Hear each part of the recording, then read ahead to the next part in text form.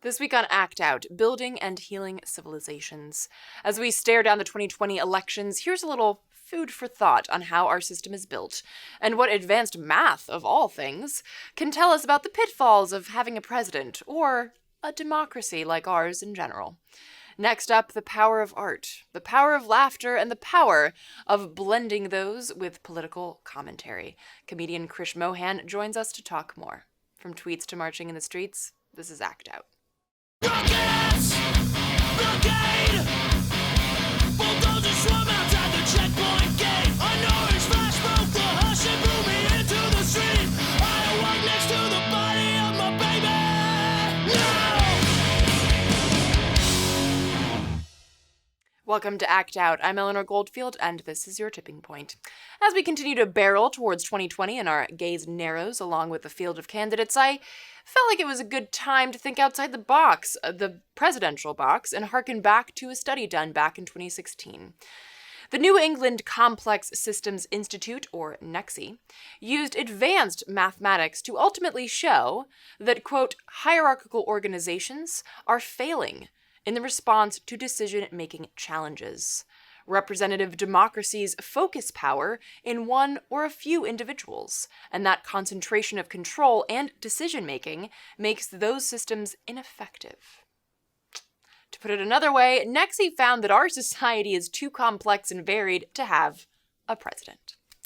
When a system concentrates power in the hands of a few individuals, like we do, ultimately with a president and a Congress that can't ever hope to accurately represent some 300 million plus people over such a wide expanse of geography and experience, what we're essentially saying is that the demands on these representatives can't be any more complex than a single person can handle. But of course they are. And yet we use these ancient systems of hierarchy in the hopes that they can address our modern concerns and needs. Yanir Bar-Yam, NEXI's director, put it this way. During the time of ancient empires, large-scale human systems executed relatively simple behaviors, and individuals performed relatively simple individual tasks that were repeated by many individuals over time to have a large-scale effect. But now, our systems are larger and vastly more interconnected, and include technological feats and environmental realities that a small group of people couldn't possibly respond to efficiently. So, to put it another way, it is absurd to believe that the concentration of power in one or a few individuals at the top of a hierarchical representative democracy will be able to make optimal decisions on a vast array of connected and complex issues that will certainly have sweeping and unintended ramifications on other parts of human civilization. Bar-Yam and his team found, again through mathematical analysis, that the best option for our modern world is actually a more laterally organized system of governance in which tons of small teams specialize in certain policies, and then those teams work together to ultimately make decisions. And we've talked about that on the show before, and we see that kind of thinking at play in areas like northern Syria. So, ultimately, Bar-Yam says that the conversation about this candidate or that candidate isn't actually the real question. The real question is, can we change the system? And of course, we can. We can do anything. But we cannot do that by placing our hopes, our needs, our demands at the feet of a president or a senator or a representative or really anyone who works within the confines of such an old, ineffective system. And that's even before we consider the fact that, some 75% of a representative's time is spent fundraising rather than actually governing. That's even before we consider the fact that other studies have found that we essentially really live in an oligarchy where our votes and demands have little to no effect on the legislative outcome of an issue. This is even before we consider how rigged our voting system really is. And I mean, when you add all that to the mix, I can only imagine how absurd our system looks from an outside scientific or mathematical perspective. And look, this is not me telling you to not vote. It's me telling you to consider the weight of that vote. How much does it matter? How much does it matter compared to the work that we do outside of the voting booth? And how much can we expect out of our so-called representatives when both math and, of course, personal experience show us that they can't actually effectively represent us? That a country made up of 300 million plus people over 4,000 miles cannot be corralled into one president's power. That we cannot be one nation under one man or woman, no matter how hard they try to drill that into us from birth. There are massive decisions that are made and need to be made every day in order to keep this empire rolling. At the same time, there are massive decisions that need to be made in order to save humanity despite this empire. How we make that happen is really up to us, because it cannot be left up to the powers that be.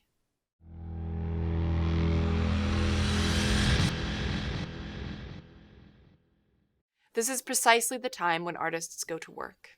There's no time for despair, no place for self-pity, no need for silence, no room for fear. We speak, we write, we do language. That's how civilizations heal. A couple of weeks ago, the radical powerhouse Toni Morrison died. Her work was not only pivotal and vital with regards to race and gender, she somehow verbalized the power and importance of artistry, of artistic expression as a salve, as inspiration, as a radically necessary catalyst. Overtly political art has always been a cornerstone of change and thereby a threat to the ruling class. It makes people uncomfortable who don't want to get political. It comforts those who know there's no such thing as apolitical. And while I have no prowess in this medium, there is undeniable added power in making people laugh. Satire has a rich history of blending dissent with joy and bringing necessary levity to the sometimes unbelievably heavy moments of our lives. For more on this medium as seen through the eyes of a touring comedian, we sat down with Krish Mohan to talk about his work and his experiences on and off stage, from the funny to the frightening. Take a look. Why, when you started to ask those questions and you started to, ask like, okay, why is this the way it is? Why did you choose comedy specifically? I think it's the easiest way for people to drop their defenses and take in the information. I can't remember who it is, but I know there's like Stuart Huff, Lee Camp, and I think like 4 other comedians have quoted, I think it's an Oscar Wilde quote that says, if you're going to tell people the truth, you should make it funny or they'll kill you. It's kind of that principle. I think when you add humor to something, it makes it a little bit easier to digest, and it makes people a little bit easier to talk to. Like there aren't these walls. When you kind of go do shows, over the last maybe 3 years, I've seen more conservatives come to my shows and come up and talk to me afterwards and just say like, I never thought of it that way, or I don't agree with everything that you said, but thank you for not shitting on what I believe in, or whatever. You know what I mean? Or at least making it funny when you did. Right. Or or kind of like, pointing the hypocrisy in a way that like I can laugh at it too, and kind of have a discussion about it after the show over a drink or something. So it's just it makes it a lot easier for people to just have a conversation without having all of this ego and bravado and being like, oh, this is what I believe and this is everything about myself. And if you say anything challenging ever about it, I have to kill you. I have to get rid of you. It's like, no, you could just sit and I've been wrong. Like I've had to change things that I've said on stage because somebody talked to me after a show and was like, you went into this thing and I really appreciate it, but you got these 2 points wrong. It's like, oh, okay, what did I do? How did I get it wrong? And then we talk about it and it's like, oh, all right, well, now I know how to make this even funnier because more often than not, the truth is so much funnier than any of the things we can make up. Because we're absurd, ridiculous creatures that have done some very ridiculous things. Like there's more humor in our own history than there is in any of the other things that we can just make up out of thin air. Yeah, I don't actually know how The Onion is still coming up with fake headlines. The real headlines are absurd. Yeah. But there's an interesting point to this too, because, the idea like make it funny or they'll kill you has a deeper and more twisted reality when you consider that you're brown. So, Yeah. as a brown man in America, making fun of America, I mean, talk about that reality, like, particularly when you tour rural areas that are, historically very racist.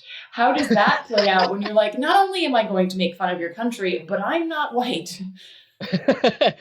Mostly it goes okay, but mostly it's fine. Every so often, I have been threatened to be killed 3 times so far, which I think is a win. That's not that bad.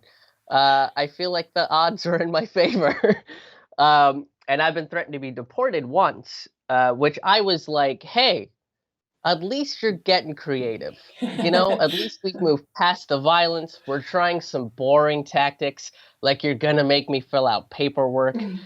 Uh, but we were in Paducah, Kentucky last year. It was a Mexican comic who opened the show, a very liberal musician that was on the show, and then me and my wife who, talk about politics, and she writes protest songs. So I go up on stage and I tell a story about her uncle, and I talk about American imperialism because my mom had gotten her citizenship, and they have a super creepy oath that you have to take, pledging your allegiance to the country. So I criticize that, and I criticize the American military. And it's like 7 people are in the crowd, and this couple stands up, and I heard them say, "I think I've had just about enough," which I was like, fair, fair. I attacked Bush. Now I'm attacking Kind of the an American adorable military. heckle.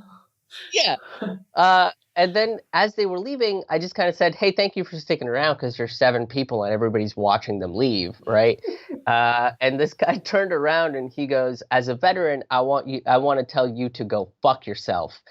And I was like, "Well, if I continue to get angry and defensive towards this guy, nothing's really going to get solved." So I kind of just said, I'm not your enemy and you're not mine." And he goes, "You're lucky I'm not there. I'm not coming up there to rip your goddamn head off."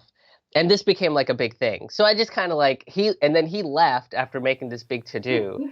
And so I was just like, hey, it sucks because like what he probably needs is like mental health care. And if he's a veteran, there is a very good chance that he's not getting it. And, after the show, we went back and, we're crashing with the comic. And then we found out that the venue had apologized on my behalf. And a bunch of the leftists in the community found it, figured out who I was, and then were like attacking the venue. And then things escalated, where like one of my veteran comedy friends got involved, and then like the people that threatened me got involved.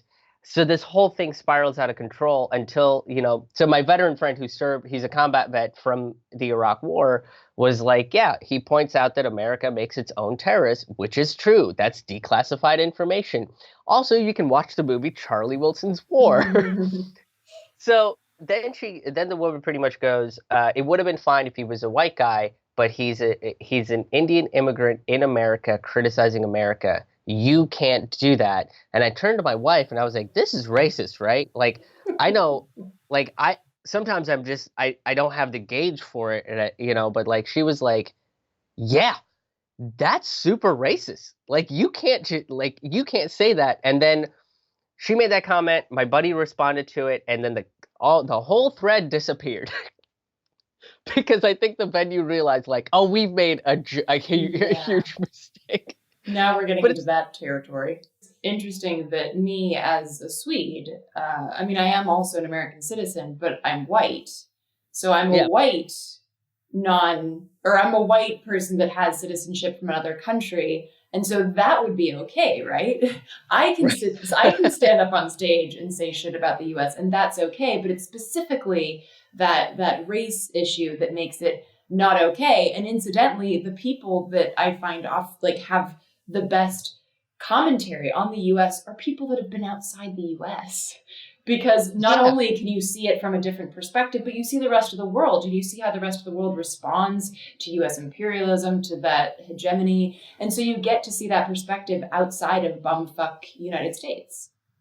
Yeah, I did the closer of my album that I just put out. I talk about the war budget, and I think at the time it was like 760 billion, or some equally astronomical number as it is today.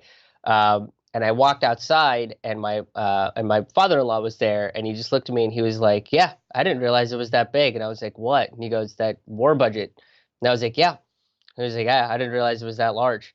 And it's like once people realize it and they kind of look back at it, they're like, holy shit, how much are we spending on the military and why are we spending that kind of money? Like all it needed was, I didn't realize it was that big. That's the start of him kind of thinking about my community is distressed. People have forgotten about the place that I live. There are people in my community that don't have health care, that are suffering from addiction, and we're spending how much on the military and how many wars have we started, like why, and that's great because then it's like, okay, cool, like now you've started questioning it. Yeah, and So again, like the power of comedy and the power of art to reach people in a way that isn't handing them, like a sheet of stats and numbers and right. being like, this is how, because that academic shit, especially incidentally for people who haven't had the privilege of getting an education, like Yeah. I come from the South, like from North Carolina, and there are a lot of people in that area that like don't fucking talk to them academically because they didn't have the ability to get to school and learn what fucking neoliberalism means, but they know what it feels like. And so if you can talk to them on that level of like what this feels like, and especially in that artistic way, then it'll have, then the wheels will start turning and the gears will start shifting and you'll be able to like really reach to them. And you mentioned your latest album, and the title "Empathy on Sale" kind of speaks to what you were just talking about too, like the feeling like my community's forgotten, and everything like that, but also the commodification aspect of just like even just basal human emotion. Talk about that title in your recent album. Yeah, I kind of wrote the whole album as a response to what people were doing after the 2016 election. Because to a lot of people, it was like, oh my God, Trump is the problem. The reason why we have all of these issues is because of Trump. And I kind of saw that all across the country, is that people that were quote unquote on my side, the left or the liberal side or whatever it is, that's kind of the way that they viewed it. They kind of looked at 8 years of Obama and they were like, oh, we won. We're fine. And it was like, wait, no, it wasn't. And until I think until Trump until he got into office, I don't think I really knew what the term neoliberal meant, and I had to have somebody like explain it to me. And I was like, "Oh, so it's a bunch of shit we've already been doing." So, Mm-hmm. uh, and then and then it was just like how many people have just been betrayed by the system in place. Felt like this was like they just wanted somebody to acknowledge them. So I saw that in a bunch of rural communities, like in South Carolina. That was one of the reasons why again, it was like a small show on a Tuesday night, and there were, I think, how many? I think it was like 6 out of 8 people in the room had voted for Trump. So I just talked to them from stage. Because I was like, what else are we gonna do? It's like 4 days after the election. There's 8 of us in a room. Like, what's the worst thing that could happen, right? And a lot of them kind of said the same thing. It's just like they felt forgotten, and they felt like Trump was the one that was particularly talking to them. And even though I presented like some countermeasures to what they were saying, it didn't matter because he talked to them. That's all it took, right? Like he didn't think that they were second class citizens, and that's all it took for them, which was like fascinating to me. And then you had Bernie people that were just so disillusioned and betrayed by the DNC and by their own party that they voted for this guy. So it was all of the stuff. And then I saw pretty much everybody like trashing each other constantly. And I was like, why are we doing this? It doesn't make any sense that if we recognize all of these problems that exist, whether you want to ultimately just blame them on Trump, or you realize that these are problems that have been culminating over the past 30 years of history, everybody should be involved in helping each other if the system in place is not going to do that for us. So I kind of wanted to write an album that essentially made that argument and and had pieces of it that kind of helped solidify that argument. So to me, it's, like, why would I bring up the KKK governor of Indiana, right? Like, there was a governor in Indiana that was a card-carrying member of the KKK. Well, he got kicked out of office after his first term because he was too corrupt, and if people were too distracted arguing amongst each other over, their skin color or their gender, nobody would have seen that. His corruption would have just gone swept under the rug, which I kind of feel like is happening now with this Russiagate bullshit that we keep seeing, right? It's like this constant McCarthyism. There are so many corrupt things that he is currently doing that you can get him out of office for, that people have just fucking ignored. And it's like, so I think it's great. The more people that speak out against this Russiagate stuff and remind people that, hey, we all have to come together because this con man is not for us. He is just he's just another example of this corrupt system that is tipping the scales away from the people and funneling all this wealth upwards. And we have to stop. We have to stop putting everybody in these camps, in these little labels. And it's silly that we're battling each other over these labels, right? Like, I think we all need to come together and realize, like, we're all in the same fight. The fight is to make a more progressive, equal, just world for everybody, not just for a small select group of people. And that's the system that we're living in. So I just wanted to write something that would encourage people to stop arguing with each other over, to me, our trivial identitarian politics, right? Like, I think your identity is important, but it's primarily more important to you, and how you treat people based on what you identify as is far more important than anything else. To me, it's all like, we're all human beings. I'm going to treat everybody the same way until you give me a reason to not treat you the same way, until you give me a reason to not trust you. There is no reason for me to be aggressive towards you or be negative towards you. That's just the philosophy that I live by, and that's what I wanted to put out into that album. So it does mean that I have to sit down and talk to conservatives and say, what are you guys worried about? Like, what is your big fear? And to a lot of those people, it's, I don't want to be forgotten. And it's like, well, I'm here. The guy that you're supposed to hate. I'm here listening. Like, what's up? Like, why are you afraid? Why do you think you need more guns? Why do you think we need to put up a wall? Like, what's the so having those conversations is important, and coming at them with more compassion and humor, I think, helps break down their walls, breaks down their defenses, and just lets them have an honest conversation with you. So that's that's the biggest reason that I wanted to write the album. And hopefully I succeeded. It seems, I'm pretty proud of it. I'm pretty excited about it. So essentially the album is the empathy that's for sale. Yes. Yeah. It is very distinctly and obviously named in that sense. Yeah. I actually, that was my friend Tyler Sonicson in Knoxville, Tennessee, after many beers, told me, if I don't name my next album Empathy on sale, I am wasting comedy. And I was like, well, I can't do that. That'd be silly and irresponsible. We already live in such a wasteful world. I can't just waste comedy. So, of course not. As an advocate for sustainability, I couldn't do that. Well, and we salute you for that. So sort of wrapping up here, because a lot of what you're saying are things that we talk about on the show a lot, and the sort of false demarcations that are put in place by the ruling elite, the powers that be. How has the response been for? I know you mentioned the response like from your touring, but specifically with regards to the album, what has the response been from people? So far, positive. And I think because I also kind of make fun of the liberal side and the conservative side, everybody kind of gets to be like, okay, we can all just drop our bullshit and come on board with each other. It's been positive. A lot of it has been, oh, you wrote an hour and a half of comedy.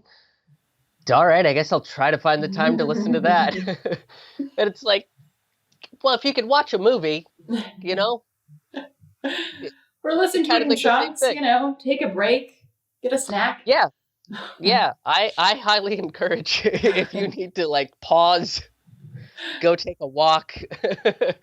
Yeah, because that's it's been mostly positive, and I think a lot of people um, are excited that something like this is available for them. Something that I don't think a lot of people are talking about. Also, we should probably realize that we talk a lot about these ideas today about like Medicare for all or free public education or like getting rid of homelessness, and I that's already been done.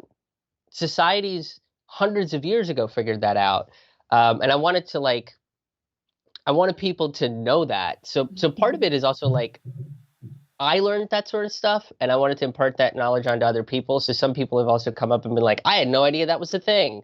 I had no idea that societies had taken care of homelessness, and they did it by building homes, like Right?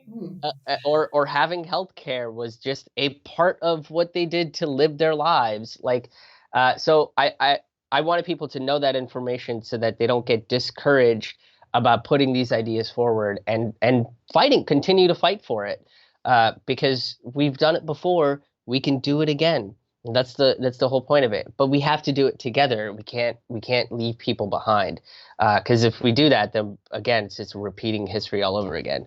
And if you can make them laugh about it, maybe they won't rip your head off. For more on Krish, to get his albums and check out his tour schedule, visit ramennoodlescomedy.com. And that will do it for this week's Dose of Dissent. Thank you so much for watching. Reminder, the best way to stay up to date on our work is to sign up for the newsletter at the address below. To those who have donated, thank you so much. Please keep spreading the word in order to ensure our ability to keep acting out. From the Devil's Den, good night and act out. And real quick, to keep independent, non-corporatized media like this show going, visit patreon.com/actout.